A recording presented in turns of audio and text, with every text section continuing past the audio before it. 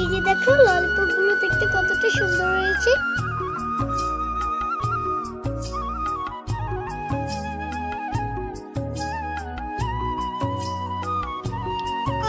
শেষ হয়ে গেল, আমার তো আরো খেতে মন যাচ্ছে। কি করি আইডিয়া, আজকে এই কমলা দিয়ে কমলা ললিপপ বানাবো। প্রথমে এই কমলার খোসাটাকে ছাড়িয়ে নেব। এই যে দেখো কমলাগুলোর থেকে কতগুলো জুস বের হচ্ছে। কাপ পানি দিয়ে দিব, চিনি দিয়ে দিব, কমলার জুস দিয়ে দিব, এবার এক ফোঁটা ফুড কালার দিয়ে দিব। এই যে দেখো হয়ে গেছে, এখন নামিয়ে নিব। এবার মলের ভিতরে কমলার জুসটা ঢেলে নিব, এখন উঠিয়ে নিব।